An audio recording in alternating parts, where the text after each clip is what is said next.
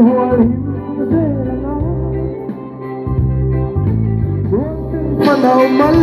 tuan soi Janto kalung oi katung nai ta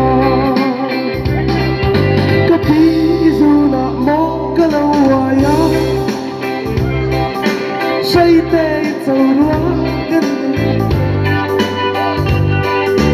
Din sira min lâu nô la Kapi izuna ire le hiya Câu ai tìm địa thu cái lạc thu In đón quỳ aliang và tì hiya A thu lòng lệ đi a chai thu Sắc lệ lệ đình vua a tì e I đô na tôi lúa mình lăng tì thu Kapin kapu địa thu